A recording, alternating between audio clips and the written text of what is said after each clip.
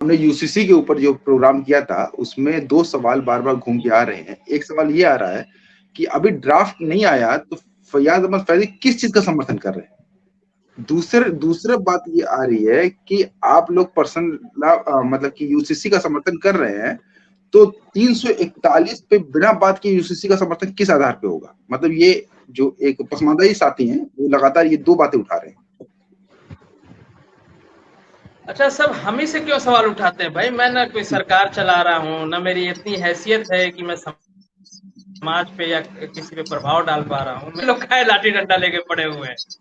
अरे एक फैयाज, एक छोटी छोटी सी नाम है, छोड़ दो। वो जिसको जो कर रहा है वो हमारे पीछे लोग क्यों पड़े? ड्राफ्ट वाली बात है ना, क्या कहा कि ड्राफ्ट नहीं है तो समर्थन क्यों हो रहा है? समर्थन ड्राफ्ट का नहीं है, समर्थन संविधान का है। हमारी जो कुछ भी स्थिति अच्छी हुई है संविधान की वजह से अच्छी हुई है, इस्लामिक शरिया की वजह से नहीं हुई है। इस्लामिक शरिया औरंगजेब भी चलाता था, इस्लामिक शरिया अकबर भी चलाता था, इस्लामिक शरिया इल्तुतमिश भी चलाते थे, इस्लामिक शरिया जो है बलबन भी चलाता था। जितने अशराफ बादशाह हुए हैं इस देश में, जो अशराफ सब इस्लाम पे ही तो चलते थे, सब इस्लामिक शरिया पे मध्ययुगीन वाले पे चलते थे ना भाई। मुगल वगैरह जो है अपना अपना सब वो चल रहा था, तो उसमें हमारी स्थिति बद से बदतर थी।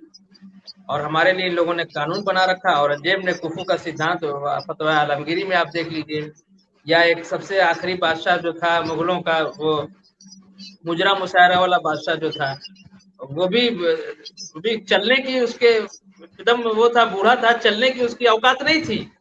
लेकिन पसमानदा को मत फौज में डालना, बुजदिल होते हैं, कमजोर होते हैं, अगर पसमानदा फूंक दे तो बादशाह सलामत उड़ जाते हैं।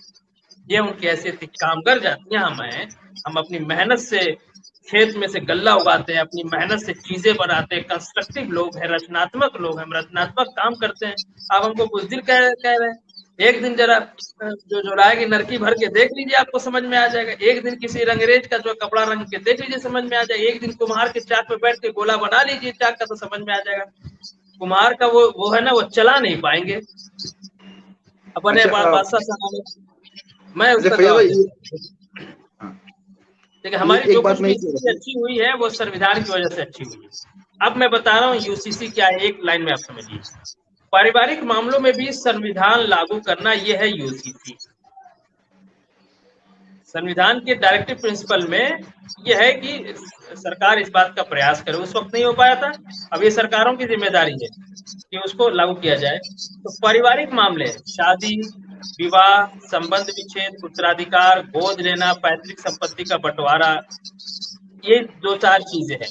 बाकी सारी जगह संविधान लागू हो चुका है। संविधान जैसे जीवन के अन्य क्षेत्रों में संविधान होने के बाद हमारी स्थिति अच्छी हुई। हमारी मतलब देशज पसमानदा की जो कुल मुस्लिम आबादी का 90% है, उसी तरह से पारिवारिक मामले में भी संविधान लागू होगा तो हमारी स्थिति अच्छी होगी। हम इसके भुक्तभोगी हैं।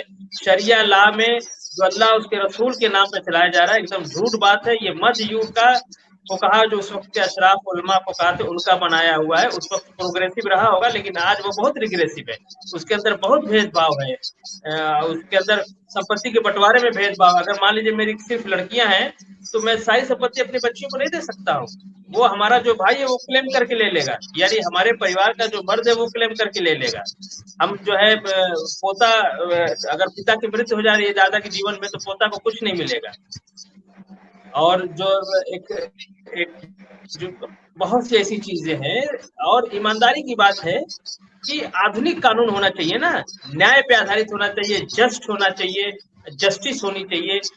कोई भी अफेयर है दो लोगों के बीच में, तो उसको देखना पड़ेगा कि न किसी महिला के अधिकारों का हनन हो, न किसी पुरुष के अधिकारों का हनन हो। तो अगर संविधान आता है तो बुरा क्या है? अब ये लोग कह रहे हैं कि बिना ड्राफ्ट देखे आप कैसे, है ना। समर्थन हमारा संविधान को है, और उसके पीछे की वजह है संविधान निर्माताओं ने, देश निर्माताओं ने सबसे पहले इस पे सहमति बनाई कि हमारे देश में एक संविधान होना चाहिए। ठीक, सहमति बनी और संविधान बना। यही अशराफ पाकिस्तान में नहीं कर पाए, वो आज भी मुखालफतें कर रहे हैं। तरह तरह के संविधान बहुत बाद में वहां बना, और भी बना है तो आचा पाचा दिया। आप जानते हैं कि पाकिस्तान के संविधान का क्या है, वहां अशराफवाद चलता है। ठीक, तो वो बना नहीं पाए। तो हमारे बुजुर्गों ने पहले इस पे सहमति बनाई कि एक संविधान बनेगा, फिर उसके बाद संविधान सभा में इसकी बहस हुई कि किस में क्या कानून बनना है, कौन सा कानून एज इट इज लागू करना है, कौन सा नहीं करना है, बहस हुई। उसी तरह से पारिवारिक मामलों में एक संविधान लगे, ये है यूसीसी, यूनिफॉर्म सिविल कोड। इस संविधान लागू किया जाए। अब शादी ब्याह, संबंध विवाह, उससे कैसे व्यक्ति विशेष के जो है उसमें अधिकारों का सेफगार्ड कैसे होगा, इस पे चर्चा होगी, बहस होगी, कानून बनेगा। लेकिन यूसीसी को लेकर लगातार लोग दुष्प्रचार कर, अच्छा ड्राफ्ट नहीं आया है तो हम समर्थन क्यों कर रहे हैं, ये सवाल है। ड्राफ्ट नहीं आया है तो आप विरोध क्यों कर रहे हैं, ये नहीं सवाल है। तो साहब जो है हमको पता है कि बीजेपी जो है मुसलमानों के खिलाफ ही ले आएगी, पहले से आप पूर्वाग्रह से ग्रसित है। और हम जो है एक अच्छी भावना के साथ हम ये प्रैक्टिकली देख भी रहे हैं कि संविधान से हमारी जिंदगी अच्छी हुई है। पारिवारिक मामलों में भी संविधान आएगा तो हमारी जिंदगी अच्छी होगी, एक बात। दूसरी बात, यूसीसी को लेके लगातार तथाकथित सेकुलर लिबरल लोग अशराफ के भ्रम में आके, और मैं देख रहा हूँ कुछ कानून के जानकार भी, एक तो कानून का जानकार तो ऐसा है कि यूसीसी का समर्थन करके विरोध कर रहा है, मतलब वो मुंह से कह रहा है कि मैं यूसीसी का समर्थक हूँ, लेकिन इतना जाल उसको उलझा दे रहा है कि सामने वाला कंफ्यूज हो जाएगा और उसको लगेगा कि नहीं यार यूसीसी नहीं आनी चाहिए। बहुत बड़े कानूनची हैं वो। बहरहाल, तो मैं ये लगातार टीवी डिबेट्स में जगह देख रहा हूँ कि ये लोग जो तथाकथित सेकुलर लिबरल लोग हैं, बजाय उसको सुलझाने के, इस मुद्दे को लोगों को सच बात बताने के, वो ऐसे कानूनी दांव पेच और ऐसे तर्क लाकर उसको उलझा रहे हैं समस्या को, ताकि पब्लिक कंफ्यूज हो जाए। तो कहीं ना कहीं वो अशराफ के इशारे पे ही काम कर रहे हैं, मुझे ऐसा लग रहा है। और यूसीसी तो सबसे ज्यादा जो फायदा होने वाला है देसी मुसलमानों का होना है, देशज पसमानदा का होना है, न सिर्फ पसमानदा पुरुष महिलाओं का बल्कि अशराफ महिलाओं का भी होना है। इसीलिए आप देखेंगे कि जहां अशराफ मर्द पूरी तरह से यूसीसी के विरोध में है, अशराफ महिलाएं पूरी तरह से यूसीसी के फेवर में है। कई एक संगठन बना के काम कर रही हैं। हालांकि एक तो महिलाओं ने अशराफ के लाइन पे ही उसको उलझाने की बात की, तो वो सब सीधी है। और मुझे ऐसा लगता है कि यूसीसी आने का ये बहुत लेट हो रही है, बहुत पहले आ जाना चाहिए था, क्योंकि बहुत अन्याय हो रहा है लोगों के साथ, महिलाओं के साथ, पुरुषों के साथ, पारिवारिक मामलों में, संबंध विच्छेद में, गोद लेने में, संपत्ति के बंटवारे में। और सुप्रीम कोर्ट और हाई कोर्ट और लोअर कोर्ट, सारे कोर्ट्स के सामने समस्या उत्पन्न हो जाती है किस तरह से हम न्याय करें, क्योंकि उनके हाथ जो है संविधान से बंधे हुए हैं। जी फैयाज भाई, देखिए अगला सवाल है, इसी से रिलेटेड है, तो यूसीसी के ऊपर भी जो सवाल है कर लीजिए, तो कि एक कंबाइन कर लेते हैं सवालों को लेके। अच्छा, ये बोल रहे हैं कि इसको थोड़ा समझाइए कि डॉक्टर फैयाज साहब, please cover how Ashraf law and practice have made Pasmanda poor and backward. How Savarna law, Manusmriti and practices have made backward Dalit of Hindu origin poor and backward. बस उनके सवाल का जवाब, हर सवाल का सवाल ही जवाब है। अब उनको समझ में आ गया होगा। भाई, जो शासक वर्ग होता है अपने हिसाब से कानून बनाता है शासित करने के लिए, तो वो अशराफ वर्ग शासक वर्ग रहा है, उसी हिसाब से शरिया, ये वो आप देखिए कि शरिया की बड़ी लड़ाई भी रही है। जो बादशाह आता था वो अपने हिसाब से शरिया में अमेंडमेंट करवा देता था, अपना काजी रखता था वो। भारत में जो अशराफ शासक काल है उसमें आप देख लीजिए। और कहीं कहीं जो काजी या सैयद हो गए इतने मजबूत हो जाते थे कि बादशाह को जो है बैकफुट पे ले आते थे। तो पूरा एक खेल चला है कि ये कानून है। आप इस्लामिक लड़ाइयाँ देखिए, खिलाफत की लड़ाइयों में भी क्लेम होता था कि हम सच्चे वाले खलीफा है, क्योंकि हम ज्यादा इस्लाम के मानने वाले हैं, हम मोहम्मद सल्लल्लाहु अलैहि वसल्लम के नस्ल से ज्यादा करीब है, तो अपने अपने तर्क गड़े ले जाते हैं। अच्छा, ये आधुनिक युग है। मैं बात का जवाब दे दूं, ये आधुनिक युग है। और जिस तरह से आधुनिक संविधान की वजह से जो सब अल्टर्न लोग हैं, चाहे वो हिंदू समाज के पसमानदा हो, चाहे मुस्लिम समाज के पसमानदा, उनका लाभ हुआ है। उसी तरह पारिवारिक मामलों में भी जब वो आएगा तो उसका लाभ होगा। मैं एक बार फिर से रिपीट करता हूँ ये, और वो डिस्क्रिमिनेशन है एकदम साफ दिखाई देता है। आप देखिए, एक उदाहरण देखिए, इनकी बात समझाता हूँ। इस वक्त मुस्लिम समाज में सामाजिक न्याय अपने चरमोत्कर्ष पे है। प्रधानमंत्री बार बार इसकी बात कर रहे हैं और मीडिया में इसको लिखा पढ़ा जा रहा है। उसके बावजूद भी मुस्लिम पर्सनल लॉ बोर्ड ने जो ड्राफ्ट तैयार किया है, और रात में जो मीटिंग की उसमें किसी पसमानदा समाज के लोगों को नहीं बुलाया, और एक टोकनिज्म के रूप में भी किसी से हस्ताक्षर वगैरह 10-20 लोगों से करा लिए होते, नहीं कराए। इतने ये ढीठ लोग हैं, इतने अन्यायी चरित्र के लोग हैं, और आप पूछ रहे हैं कि अशराफ लॉ ऑफ प्रैक्टिस कैसे पीछे कर गया। इससे देख लीजिए कि जब इतना खुलेआम चल रहा है सामाजिक न्याय की बात, उस वक्त तो ये हमको पूछ नहीं रहे।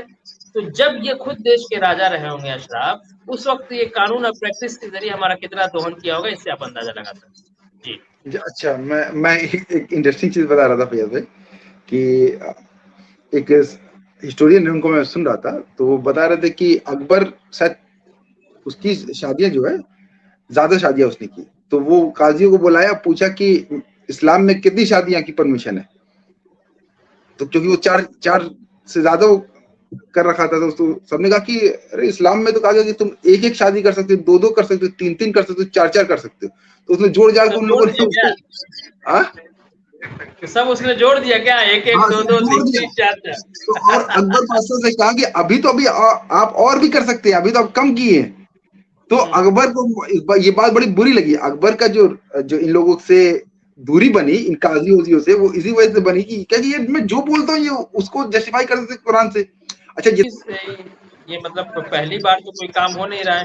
किसी भी चीज को जागरूकता करने के लिए जो एक तरीका है पब्लिक को जागरूक करने के लिए, ये सरकार की भी जिम्मेदारी है, बुद्धिजीवियों की भी जिम्मेदारी है, ये अब्दुल्ला मंसूर की भी जिम्मेदारी है, फैयाज फैजी की भी जिम्मेदारी है, ये आपकी भी जिम्मेदारी है, IMN इंडियन की भी जिम्मेदारी, सबकी जिम्मेदारी है कि हम जैसे हो सके यूसीसी को लेकर जो दुष्प्रचार हो रहा है उस दुष्प्रचार के विरोध में हम उसको जागरूक करें, सचेतनता करें। ये डायरेक्टिव प्रिंसिपल है, इसके अंदर ये बातें आती हैं, ये होने से ये हमारा लाभ होगा, तो निश्चय ही जागरूकता आएगी। अभी क्या है ना, दुष्प्रचार बहुत चरम सीमा पे है और उसके अगेंस्ट सुप्रचार हो ही नहीं रहा है, तो पब्लिक कंफ्यूज भी है। सारी गलती आप पसमानदा की नहीं कह सकते, कंफ्यूजन भी है। पोते को ये पता ही नहीं है कि एक ऐसा कानून चल रहा है कि अगर हमारे पापा मर जाएंगे तो दादा की जिंदगी में पापा हमारे मर जाते हैं तो हमारा कुछ मिलेगा ही नहीं, उसको पता ही नहीं है। वो लगातार लगा रहा है नो यूसीसी, हमें यूसीसी नहीं चाहिए, नहीं चाहिए। उसको जिस दिन पता चल जाएगा कि यूसीसी लगने से हमको ये हमारा राइट मिल जाएगा, वो फौरन यूसीसी के फेवर में हो जाएगा। तो यूसीसी को लेकर दुष्प्रचार बहुत है, और ये हम जैसे लोगों की कमी है कि हम दुष्प्रचार के विरुद्ध जो है जागरूकता कार्यक्रम नहीं चला पा रहे। सरकार चाहेगी तो बहुत आसानी से हो जाएगा। पोलियो के लेके और क्या नाम है, स्वच्छता अभियान को लेके, बहुत सी चीजों को लेकर सरकार आंदोलन, जन आंदोलन करती है और वो दिखाई भी देता है। तो उस तरह से यूसीसी को लेके भी सरकार कर सकती है, छोटे छोटे पंपलेट बना के। तमाम तरीके हैं, सरकारों को पता है, बुद्धिजीवियों को पता है कैसे करना। जी नहीं, कुछ ट्राइबल्स की तरफ से भी बात सुनने में आ रही है, लेकिन ये बात सही है कि मुस्लिम समाज सिर्फ पर्सनल बोर्ड नहीं, मुस्लिम पूरा समाज विरोध कर रहा है, और उसकी वजह है कि मुस्लिम समाज को जो लीड करता है अशराफ वर्ग, वो लगातार इसको लेकर दुष्प्रचार कर रहा है कि हमारा इस्लाम खत्म हो जाएगा, हम शादी नहीं कर पाएंगे तो हमें निकाह का खुतबा की जगह फेरा लेना पड़ेगा। तो इस तरह के दुष्प्रचार किया जा रहा है। तो ये बात सही है, और वो अशराफवाद पूरा उसके पीछे काम कर रहा है, और ये जो है यूसीसी को एक सांप्रदायिक मुद्दा बना के अशराफ अपने सत्ता वर्चस्व को, मुस्लिम सांप्रदायिकता को जिंदा रखना चाह रहा है, और मुस्लिम सांप्रदायिकता की वजह से अशराफ अपने सत्ता वर्चस्व का निर्धारण करता है। इसीलिए वो यूसीसी को लेकर इतना उग्र है, और उसको लगता है कि ये बिल्कुल ऐसा ही मौका है जब हम मोदी जी को बिल्कुल बैकफुट पे ले आएंगे, और सीए एनआरसी की तरह ये समझते हैं। किसान आंदोलन से उसकी तुलना और सीए एनआरसी की तुलना कर रहे हैं कि जैसे सरकार को हम बैकफुट पे ला दिए थे, इस पे भी हम सरकार को बैकफुट पे लाते हैं। तो सीए एनआरसी एक अलग मुद्दा था, और ये बिल्कुल संविधान का मुद्दा है। यानी अगर आप पीसीसी के विरोध में है तो बिल्कुल संविधान के विरोध में है। तो सरकार भले ही बैकफुट पे चली जाए, लेकिन ये संविधान का मुद्दा हमेशा रहेगा, और कोई सरकार आए, कोई सरकार जाए, ये जब भी आएगी उसको लागू करना ही है, आज नहीं कल। बकरे की माँ कब तक खैर मनाएगी? ये देश हित में, समाज हित में अच्छा है कि जल्द से जल्द यूसीसी को लागू कर दिया जाए। अच्छा, अब कुछ और सवाल है, मैं सवाल समझ नहीं पा रहा बहुत देर से। पहले मुझे लगा इंग्लिश में इसलिए समझ में नहीं आ रहा, लेकिन ये तो हिंदी में ही लिखा है।